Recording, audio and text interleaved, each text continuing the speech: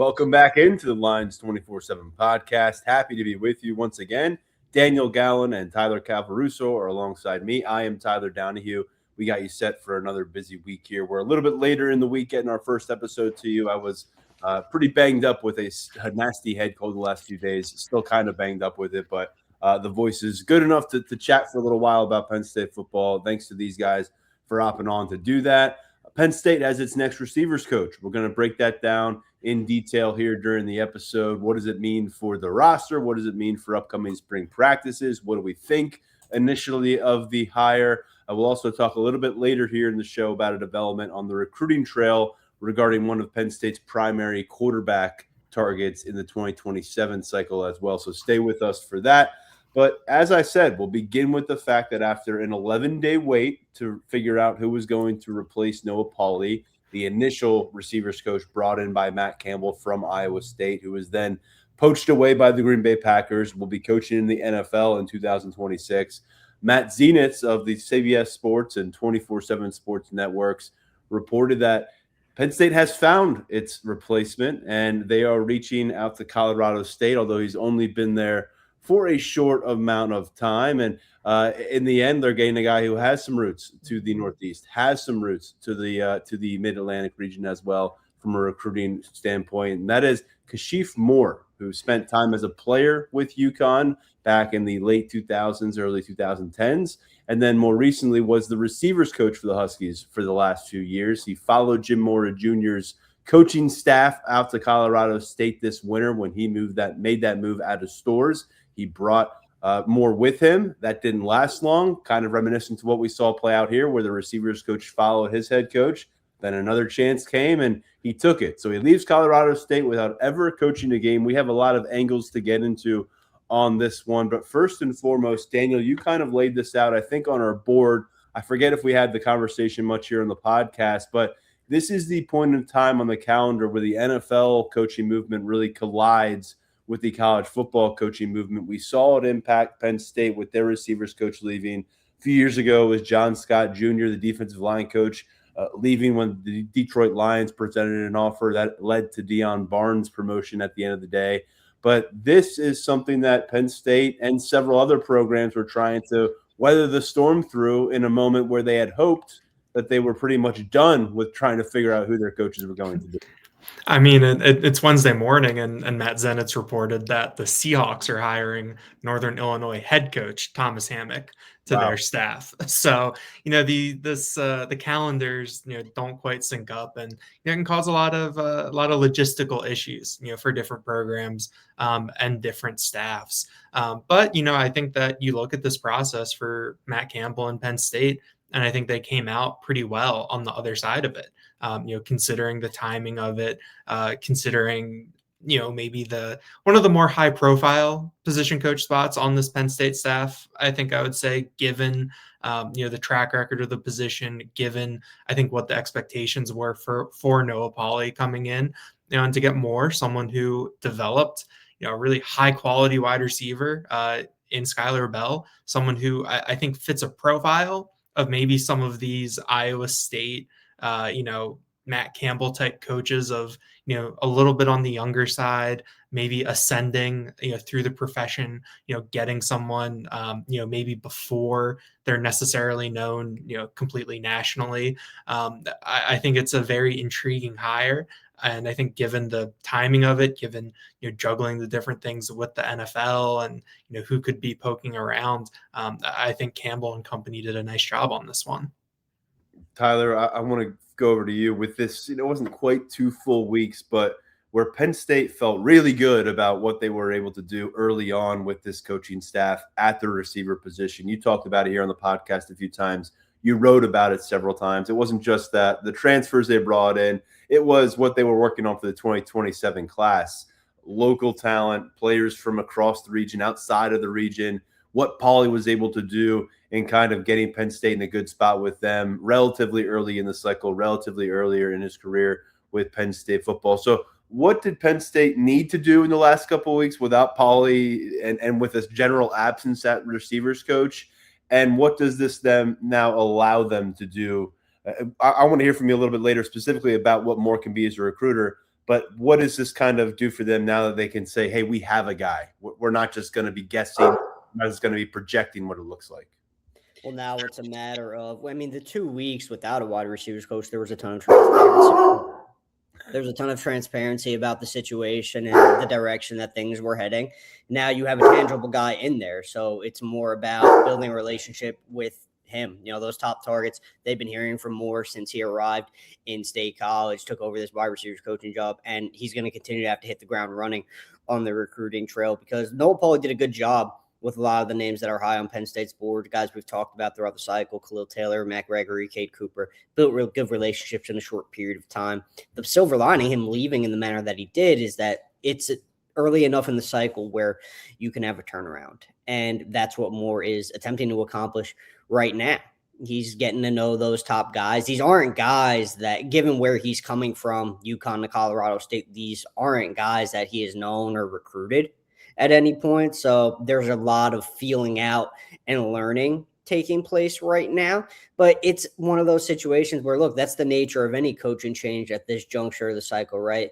You lose Pauly after about a month and a half it was. He made his impact. Now Moore's going to take his swing at making an impact. But this staff did a really good job of those during that 2-week period of letting guys know, where things were heading, being open and honest. I mean, you even saw some new wide receiver offers go out, some re-offers go out. Isaiah Alvarez in New Jersey was one, and he's already got an official visit scheduled. And that offer went out before Moore was hired.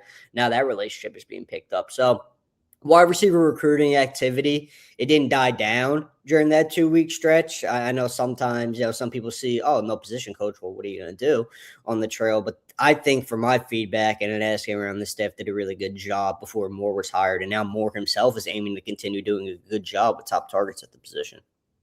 I know it's a difficult exercise to do right now because the sample size is very small, Tyler, and you just haven't really been able to see the nuts and bolts of how these guys operate as recruiters.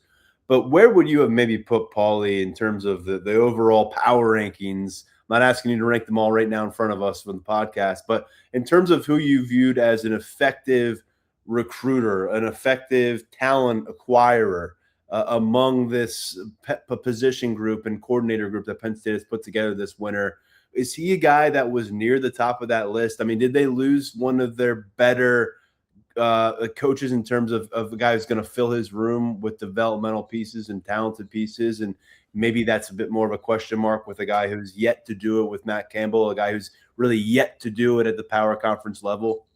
Yeah, probably. Just it goes back to what we said right as Noah Pauly was hired, the developmental acumen and that pedigree and how it's going to help Penn State get guys, whether it be from the high school ranks or in the transfer portal. Replacing that is not easy because there was a proven track record of success developmentally for Pauly. Moore is still an unknown to a lot of these guys in recruiting circles. Granted, he did good work developmentally at UConn with Skylar Bell and TJ Sheffield. He got the most out of those guys, and there are people who view him as a riser in the industry, no doubt about it. But to many, he's still I don't want to say completely unknown commodity because recruiting is recruiting. He has ties throughout the region, which we'll get into.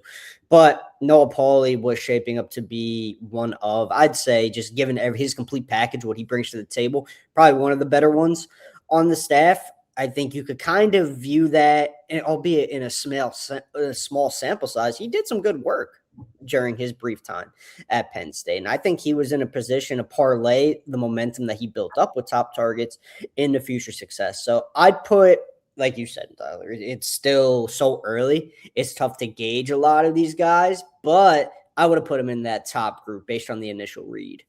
Yeah, that seemed like that would have been the case. Pauly not recruiting anymore, now just coaching in the NFL, and we'll see what works out for him. Right now, our focus on how that's going to work out for Penn State and their new receivers coach. And let's get into it on Kashif Moore a little bit now here. Makes the move from Colorado State, as we said, but again, never actually spent time on the sideline during the Rams game there. Didn't oversee any practice sessions with Colorado State. He was there for maybe 2 months, and then he's moving on to Happy Valley. 37 years old. He's a New Jersey native from Burlington Township High School. That's in South Jersey, near the Philadelphia area.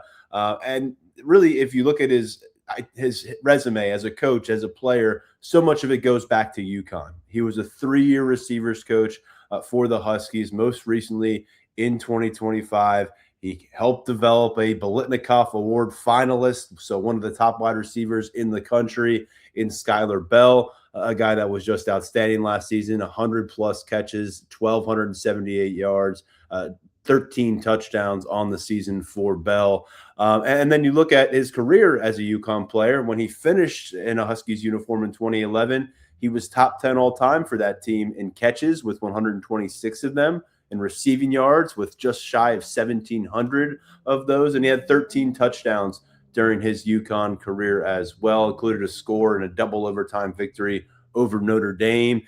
He played in the Fiesta Bowl, caught a couple passes, led the team in receiving yards against Oklahoma, which was one of the biggest games that program had ever faced at that point. And so a lot of history there, but Daniel, let's be honest, Source, Connecticut isn't exactly where we turn to when we look for high-quality college football. All due respect to what Jim Moore Jr. did the last few years and putting them in some serious relevancy as an independent football program and then parlaying that for himself to a power conference job as Colorado State moves to the power conference competition this year. But this is a guy that if people were expecting them to hire someone and be like, yeah, I can point to this, that, and the other thing at the power conference level where this guy has proven he can do it, you're not hiring that guy. Once again, you are hiring someone who is more of on that ascent, and you say, holy crap, he had a Biletnikoff Award finalist at UConn, and then you kind of say, well, where does it go from here? Because it seems like you're banking on him really building out a robust resume with your program at Penn State, because he doesn't bring one of those with him to campus. Yeah, to me, it's definitely one of those upside plays when you talk about, what happens when you bring a coach and put him in, this environment with this infrastructure, with these resources. What can he be? What can he do? And I think that, like I said, that's kind of a question that we're going to try to answer with a lot of these, assistant coaches and, a lot of the staff. When you look at what they've been able to do, I think that, Penn State brought in a group of coaches and, with Moore continues to bring in guys who maybe have that reputation of doing more with less.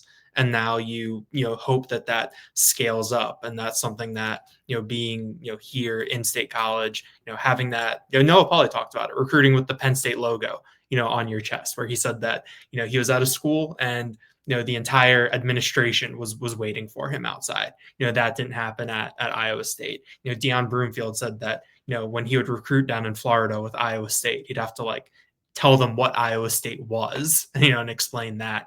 You don't have to do that with Penn State. There's already the institution is already known. So I think that you're banking on, all right, can this scale up? Can you do it? And like I said, I mean, Noah Pauly leaving for the NFL, that was the fifth of Matt Campbell's on-field assistants since 2016 who had left for NFL jobs. It was the sixth time that's happened.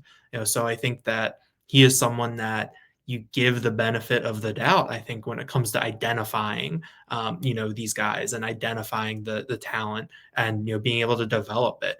You talk about guys on his staff that have been with him for forever. I mean, his offensive coordinator, was a GA way back in the day and was a, college defensive end.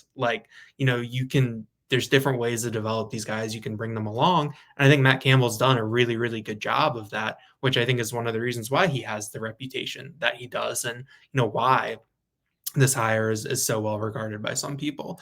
So yeah, I mean, it's not necessarily, the flashiest name.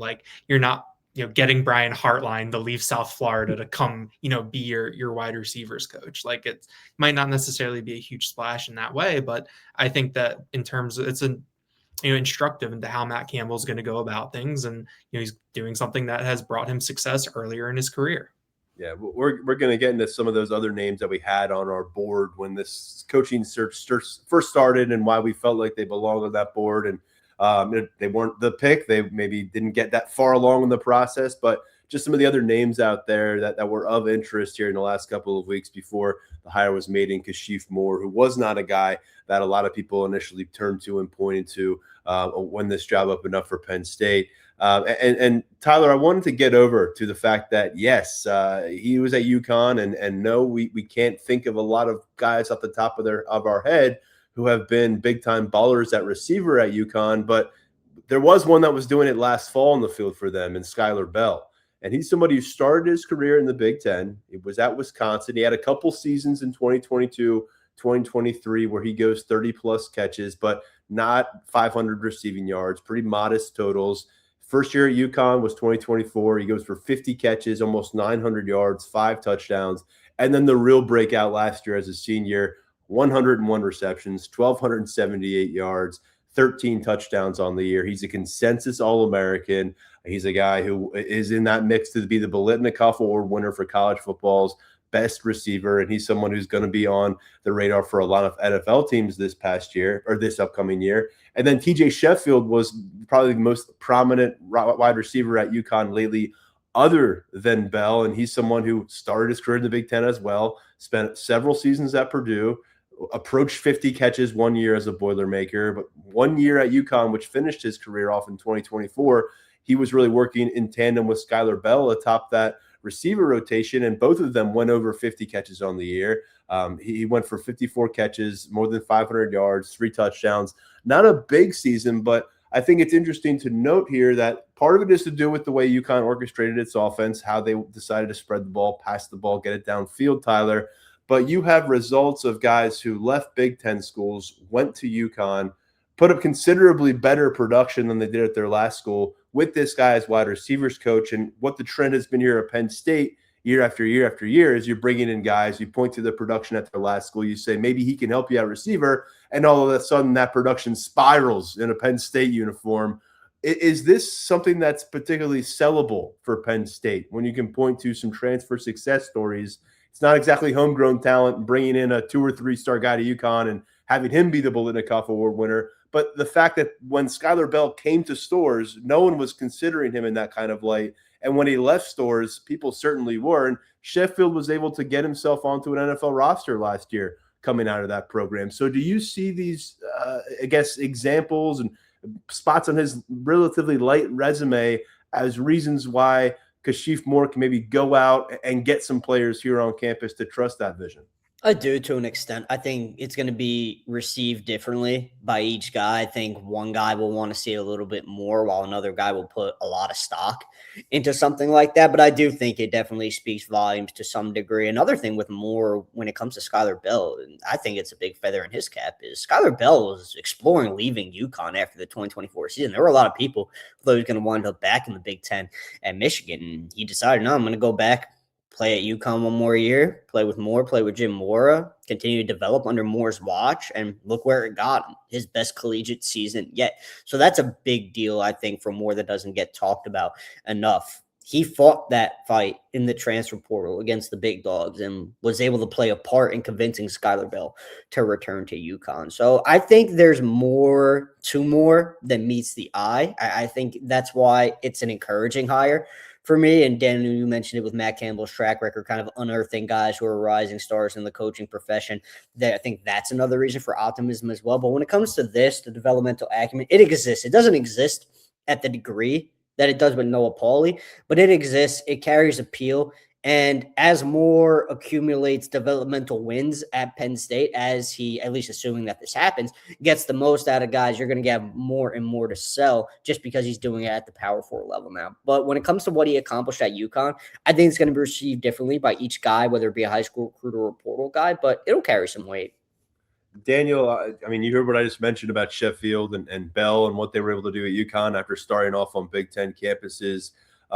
Again, we're not working with some of those names where we can point to 1, 2, 3 different guys who went to the NFL from 1, 2, 3 different schools, and this is part of his track record, and you can love all that. But this is recent history. This is right behind us on the radar here in college football. What kind of weight does it carry to you, what happened with Skylar Bell and to a lesser extent TJ Sheffield under his watch at UConn? Yeah, I mean, I think that that's something that you can sell right away to these different wide receivers, whether that is, in the room where he, walks into the Penn State locker room and, can show the guys like, hey, look, I did this last year. I did this 2 years ago. This is what I'm about. I think that that's something that you can sell right away. And, all these guys are on social media. They watch highlights. Like, I'm pretty sure that, most of these guys know what Skylar Bell, was doing, or, they know of him, they've seen it. I think that that's something that can be really beneficial. And then on the recruiting trail, it's similar thing. So much of the stuff in, college football is, what have you done for me lately? And I think that, we've seen that with some of, the coaching changes that, Penn State has made, at different position coaches. It's, things aren't working right now. It doesn't matter what you did, 4 or 5 years ago. We need something now. And I think that, that kind of immediacy, Moore can do that, on the recruiting trail that, hey, I had a Blitnikoff, finalist last year. I know, Sheffield is someone that, if guys are watching Penn State games, maybe they saw him in, in a Purdue Penn State game, can say, hey, like I coached this guy up, this is something I did recently. I think that that's something that can be really beneficial in establishing himself, with those bona fides, whether that is with the current team or with guys on the recruiting trail. Bell was ranked outside of the top 100 overall receiver rankings when he was in high school. He was a 3-star. He's a guy who put up okay, but not exactly, head-turning numbers at Wisconsin during his time there. Just to review what he did with UConn as a senior in 2025, he went over 54 yards receiving in all 12 games. He went over 100 yards receiving in 7 games, and in 11 of the 12 total games, in 10 of the 12 total games, he went over 80 yards. And so this was a guy who was just consistently getting it done. 7 straight games during the year in which he caught at least 1 touchdown in those matchups. So a guy who really went from not a coveted commodity to one of the most consistently productive wide receivers in all of college football. And who was his receivers coach last year? Well, it's Penn State's new receivers coach, and we'll see what kind of carryover you get. And as these guys just referenced, we'll see how that story maybe resonates with prospective athletes, whether they're already looking at Penn State with an offer in their hand, or whether we're talking about guys who are down the road, camp circuits and stuff like that to come our way this summer. One more thing of note, Moore not only a team captain for UConn, but he was a multi-sports athlete up there in Stores.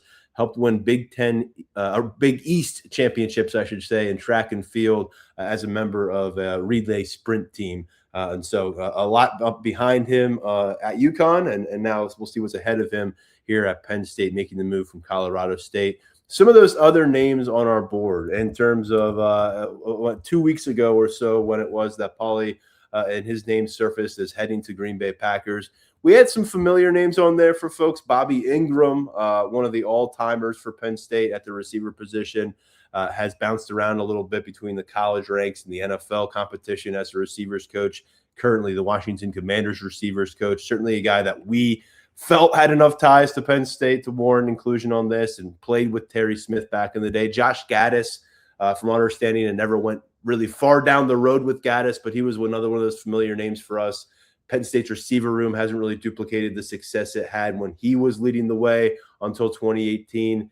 He has been a rising star when he left town. That carried over for a little while. That star has kind of faded a bit as he's made his journey through college football. And then there were some other names out there that were on the unemployment route. And you had Matt Simon, a guy who coached wide receivers for Minnesota for a long time and currently unemployed. Ron Bellamy was Michigan's receivers coach the last few years. He's a Michigan alum.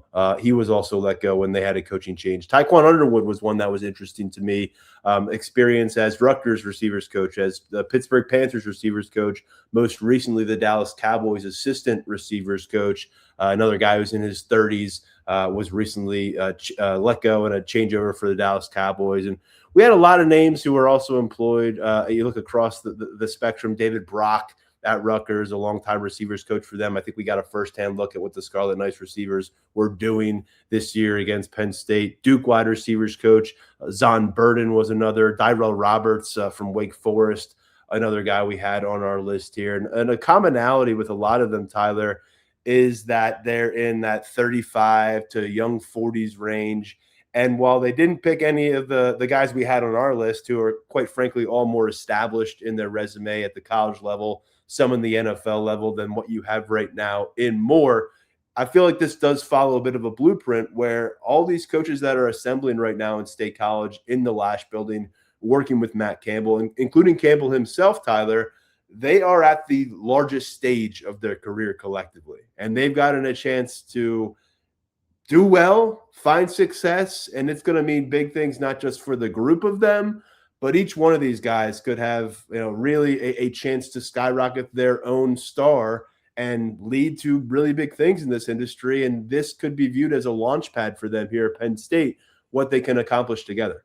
Yeah, it's a heck of a first Power Four job for Moore, right? I mean, going from UConn, his coaching rise has been really impressive. If you look at his resume from the start, starting out at Wesleyan, going to Cornell, then joining up at UConn, now Colorado State, and coming over to Penn State. It's a really, he's jumping right into that deep water at Penn State. A lot of these guys on the staff that came over from Iowa State, you ask around and you kind of get a feel for where they're at in the industry. A lot of positive indications about the trajectories of their career. And we've seen Matt Campbell develop coaching talent that goes on to the NFL, goes on and succeeding at other Power Four programs. So his tree, it might not be the biggest one in terms of name recognition, but he's developed some really, really solid coaches. It's an opportunity for everyone inside of Lash at this point. You said it, Campbell himself, because Iowa State was great. He did what he did out there, and that was Power Four success. Penn State's just a different kind of deal. It's a different beast. So all of these guys, I think that adds maybe not a chip to the shoulder, but a little bit more motivation to go and say, hey, look, we are now at one of the biggest brands in college football, playing one of the best conferences in college football. What can we go out and achieve on the field in recruiting? Because we now have resources that we've never had available to us before. And just overall, what you can accomplish at a place like State College. Because you win at Penn State, we all know you're pretty much immortalized. You go out and you get the job done, you will forever be remembered. These guys are well aware of that. They're well aware of the history of the program. That's something Matt Campbell outlined in his introductory press conference. He knows what Penn State is. He knows what the expectations are. That definitely adds a little bit of extra motivation to this group. And I think Moore fits that mold of young, hungry, wanting to come in, get the job done at the highest level, make a real impact. So culturally, inside the building, he's going to be a fit. I can tell you that. Daniel, similarly to you, we're a couple of weeks removed from getting face-to-face with a bunch of these new coaches. I think you, myself, and Mark, and all felt like the same way when we got together and talked about it on the podcast a couple of weeks ago as well, that you could pick that up, that there's this sense of opportunity in front of many of them about what this moment could mean for their careers, certainly what it could mean for Penn State if the pieces come together. And then all of a sudden you throw in another guy here, and Kashif Moore, who was looking to get started at Colorado State, and no offense to them, but they're just taking a step to power conference competition. This is a program at Penn State that a year ago, many people viewed them as the number one team in America. So it didn't work out that way, but the spotlight is so much different here. Moore now enters it. What do you think about the makings of this staff? I think that it goes down to, like, football's a competitive game, and these guys are all competitors, and they want these opportunities to compete at the highest level, for lack of a better way to frame it there. I think that the impression I got from being around those guys who came over from Iowa State and some of the other assistants is that it's not just like I'm happy to be here. It's I want to be here, and I want to do something with this opportunity. And I think that is, I think it's a different way to approach things. I think that you look across the country and you see some staffs that are maybe more veteran, have the type of people that have been through it all, have seen it all, have all this experience. But I think that with what Matt Campbell has constructed at Penn State is you've got a lot of guys that are relishing this opportunity and want to be successful, that want to make this work, that want to make this happen. And I think that that's I think that it's a good dynamic to have. And I also think that it's a little bit of a maybe refreshing dynamic to have. After the same coach for so long, you had guys who were in different parts of their careers, coaching you as your position coach, as your coordinators. This is something different, something new. I'm sure that there's a different sort of energy in the building right now, and I'm sure that the guys who stuck around, who hopefully we'll hear from soon, are seeing things differently, experiencing things differently. So I think adding more to this mix, it just really, I think it fits in with Matt Campbell's vision. And I think that it, creates the opportunity for Penn State to, swing for the upside, to, keep getting better and better year over year as, these coaches, adjust to the power conference setting, get, their footing in the Big Ten, and then, just kind of keep going from there. I think everything is building. They have the potential to be a successful team this fall, but I also think that there's a real infrastructure in place to be successful 27, 28, 29. And I think back to last offseason when, of course, everything was about 2025. 2026 was going to always be there, but everything was about 2025 last year. And could you win the whole damn thing?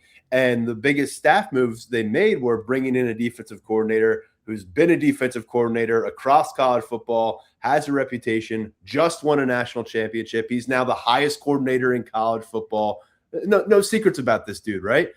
We even knew that it was going to take a while to learn his defense by the time he got here. And then the running backs coach that you hire when you have, Jaywan Sider leave later in the winter. He's a guy who was just a head coach at Temple. He has been the running backs coach for multiple teams that have won national championships. He has coached a variety of first-round NFL draft picks. And so these hires feel a little bit different where they don't have that kind of a clout. They don't have maybe this long list of NFL success stories that have come out of their room. But at the same time, they're also 25 years younger, and they've been with less programs, and they've had less recruiting classes to operate. And so there is just a real different sense. Let me ask you both, now that the pressure's off and now that we have a hire in front of us, was there a name or two on that list that we put out on Lions247.com a couple weeks ago that really piqued your interest? Tyler, we can go with you. For whatever reason, was there a name there that you felt could be a really strong fit for the receiver spot? I think Gaddis intrigued me a little bit just because of what he accomplished when he was at Penn State, his overall career as a developer. I know it's been kind of a whirlwind for him in recent years in terms of coaching stops. Gaddis, I think he could have achieved some success at Penn State. I'm not sure how he would have fit in personality-wise with the rest of the group, what we know about this group versus what we know about Josh Gaddis as a coach and a personality. But I think he would have been it would have been interesting for me if Josh Gaddis circled back to State College. So that was one that jumped out to me. Beyond that, I think a lot of the guys that we tossed on our original hot board, Tyler, you did a great job putting that together. I think they would have fit at Penn State to at least some degree, and they would have served a purpose at Penn State to some degree. Moore wasn't a guy initially on our radar, so now it's a lot of, hey, look, we evaluate what he accomplished in his previous stops, and we wait and see what he's going to accomplish at Penn State. So there's definitely intrigue to that. But Gaddis was probably the one that I had circled in that regard. How about you, Daniel? Yeah, I think Darrell Roberts from Wake Forest was the one that, I think piqued my interest in terms of, that upside, finding a guy who is ascending in his career and would fit in with the mold a little bit. Gaddis, didn't really do it for me. I think from that perspective, to me, a lot of what Matt Campbell has done is about, building forward, building towards the future. I know that there's been some staff retentions like a Terry Smith, and others, in the program, but, bringing a Josh Gaddis, that would have felt like running it back to me and, and running it back to something that you weren't even there for if you're Matt Campbell. That's a good point. Yeah. So I just didn't feel upside there. I think personally, I thought that, what's his name? Simon, what's the first name? Matt Simon. Yeah. And that's just personally, I thought that those Minnesota receivers, that he coached during that stretch, Rashad Bateman, Tyler Johnson, I really like those guys. And, to me, in terms of, people that these coaches have produced, that group stood out to me. But yeah, I think Roberts was really the one that to me fit with a guy who, you'd seen his progression through the sport, through the ranks. And, it seemed like, okay, we're going to call you up to the big time, let's bring you up. Let's bring an ascending figure. That's really why he stood out to me. Yeah. Roberts was probably the name, and it really ended up being Moore who matched this fit, but who was the name of a guy who was rising up the ranks. He was at East Carolina. By the way, there he coached Chase Sowell, who's a wide receiver on this team now, who had transferred to Iowa State and then transferred to Penn State. But he had just moved up to the Power 4 competition with Wake Forest. And so I'm with you there. I think a guy who's 20 years older than him, but really it was interesting to me is Dave Brock from New Jersey, a guy who is from New Jersey, coaching Rutgers. It's his second stint with Rutgers. And you look at what they've been able to do at receiver, KJ Duff breaking out as a sophomore this year, a couple guys who have been playmakers, and you look at his track record, North Carolina, Akeem Nicks, Jordy Nelson, Daniel's guy at Kansas State. He coached Calvin Ridley during his best seasons with the Atlanta Falcons. So I thought if you're looking someone more established, but to me, it was hard to ignore Bobby Ingram. I mean, we know what Terry Smith means to this program. He's a piece of the DNA now as an associate head coach. He played with Bobby Ingram, although briefly in the same position room at Penn State. And I think we've mentioned Ingram's name in the past when this job has come open, and he's been at different places. He was Wisconsin's offensive coordinator for a bit. An NFL gig is hard to give up. But a guy who was a 3-time All-American at this spot for the Nittany Lions, if he wanted the job, I would have been really curious to hear. But clearly wasn't the right time for either side, I guess. And Bobby Ingram will remain in the NFL. A guy who's in his mid-50s at this point. We'll get used to Kashif Moore at wide receivers coach. Now, what is he inheriting into this room? We've covered ground on that quite a bit here on the podcast. We'll do it again just to kind of give a good indication of what he's taking over here about a month before spring practices start. And Daniel, the big story really is the receiver class, because that makes up so much of the room right now. You got 5 transfer additions for this group, and it's Karan Brookins, Brett Eskelston from Iowa State, Zay Robinson and Chase Sowell also from Iowa State. Robinson and Brookins, younger pieces, developmental pieces. Robinson's been mentioned to us as someone who could maybe make an impact as a special teams returner. But Sowell and Eskelston were starters last year for Iowa State. Eskelston had 5 touchdown catches. You saw Sowell had the most receptions among receivers. Relatively modest stat lines for both of these guys, but they come in with a lot of history with Noah Pauley. He's now gone. And then Keith Jones is the other transfer pickup from Grambling. Big frame, big body, productive sophomore year last year. And so you've got those 5 transfers. And Daniel, it's really going to begin with that Iowa State group who thought they were going to have that cohesion with their former position coach. Yes, their former head coach is still here, Matt Campbell. Yes, they have their offensive coordinator from Iowa State in Taylor Mauser. But clearly the chemistry, the acclimation process this spring when they get on the practice field, it's going to look a little bit different than if Noah Pauley had been the guy and they were going through a lot of normalcy.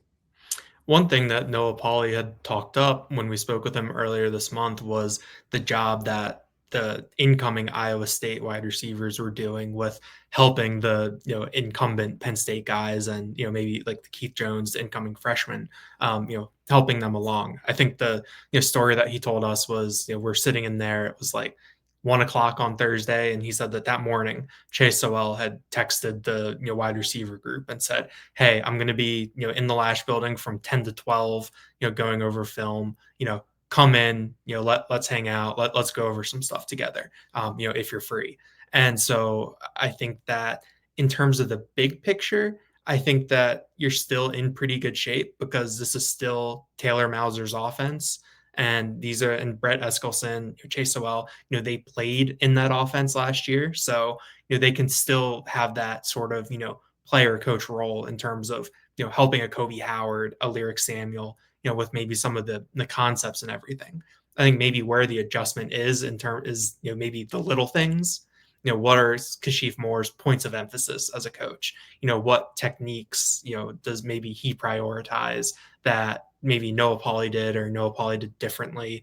Obviously, anytime there's a coaching change, the verbiage, what things are called, the language changes. You have to get used to that a little bit.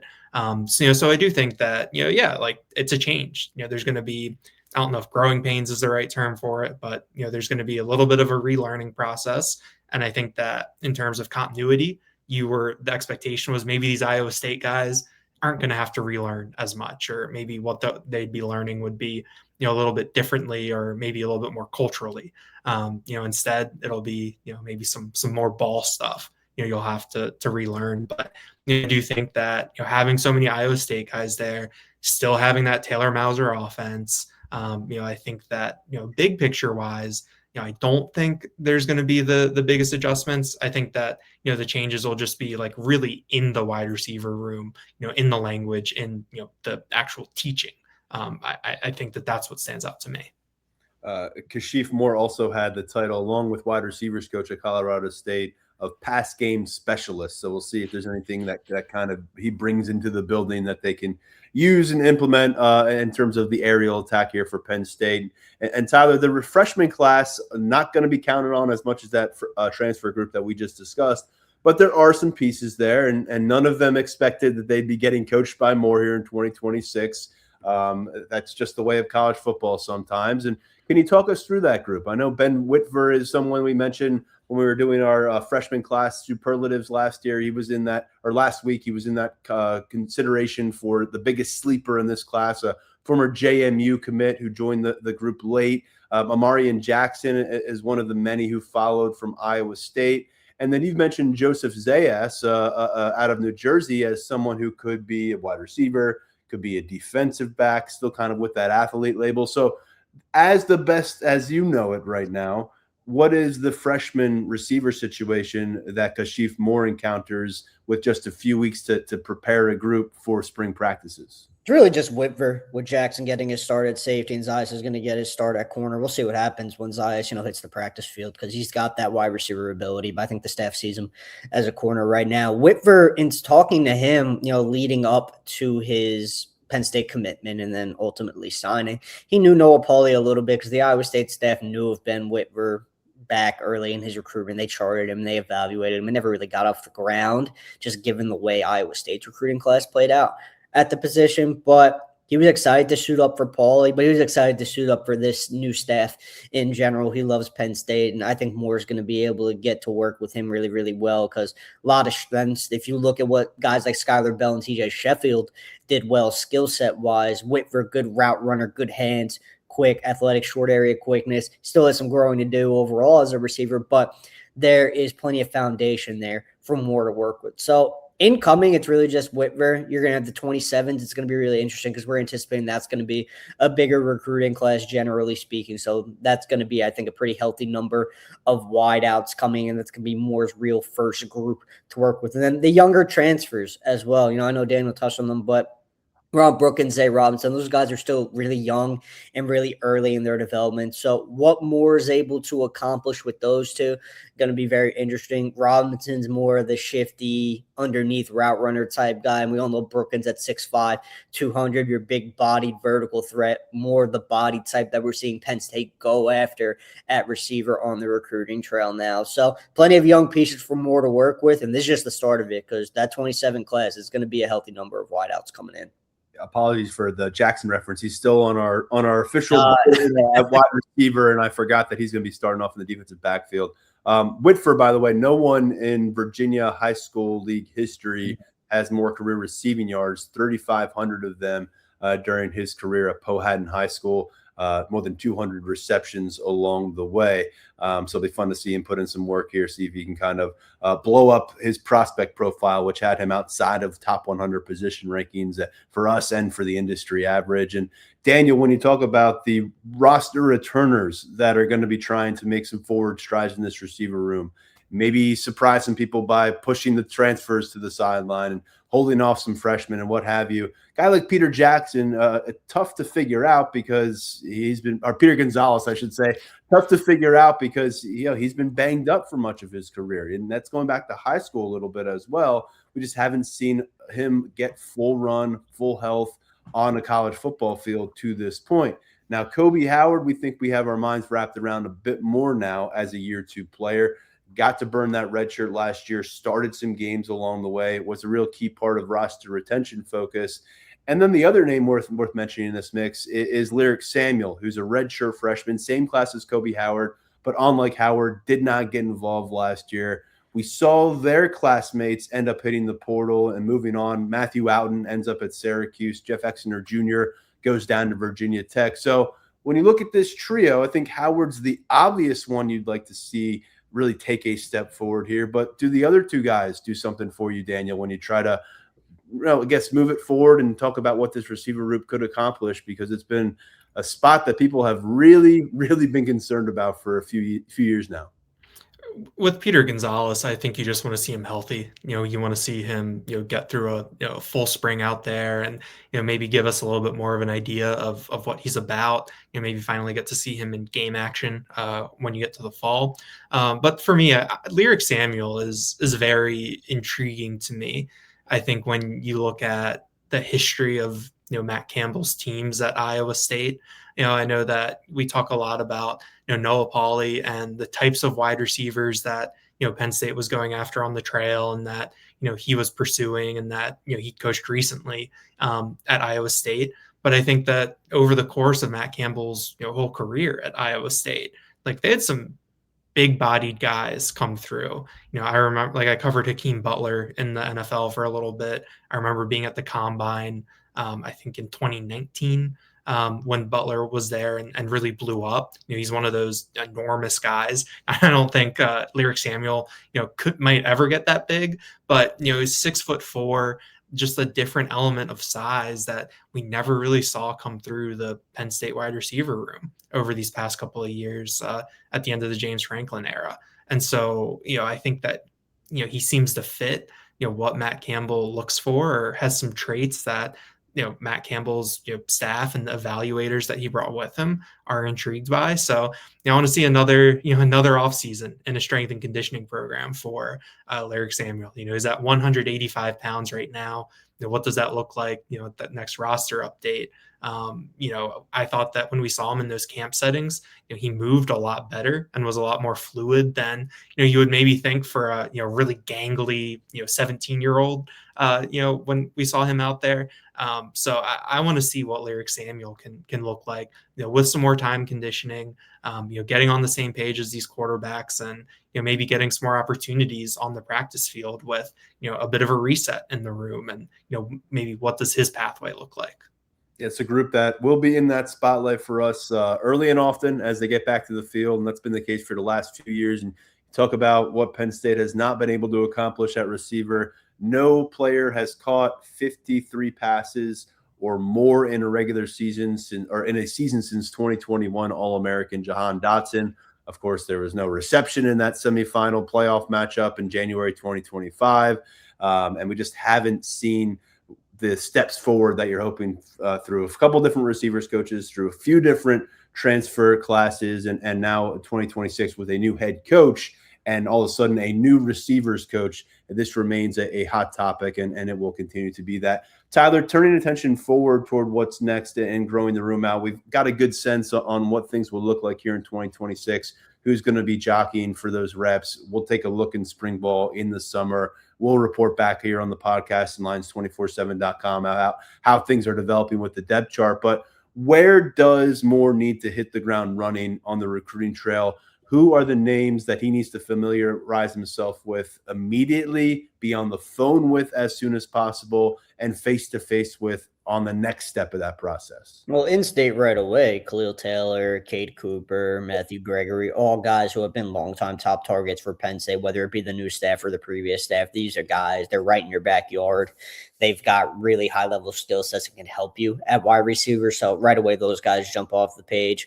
Xavier Sabb down in South Jersey, 5-star kid, knows Savon Huggins really, really well. So that's going to be a long shot, but that's another kind of regional guy you want to connect with. Maybe Miles McAfee in the DMV area. He missed a lot of his junior year tape due to injury, but really good wideout, talented kid. Previous staff was on. There hasn't been a ton of involvement yet, but maybe he's a guy that you move on now based on Moore's evaluation. Some other guys from outside of the region as well in the Midwest. Dakota Garant's a guy that we talked about a lot with the previous staff. It's going to be tough for the new Penn State staff to get going there, just given where his recruitment is at right now. But the door is still open, and he liked Penn State from his previous visits. So there are a few guys. Zion White down in Florida at IMG Academy is another one that this previous Penn State staff recruited at Iowa State. Landon Bloom from Iowa, big-bodied wideout, could be a tight end for you at the next level, really, if you want him to be. But he's kind of has that hybrid skill set. He's another one. So the board is not barren by any stretch. This is not, going back to the drawing board and working your way up from scratch. There are some really, really talented kids who are already interested in Penn State, have Penn State on their radar, and some guys who are very close to you geographically. So Moore has a lot to work with right away, and trust me, he's already working those phones. we hope to speak with Moore as soon as possible.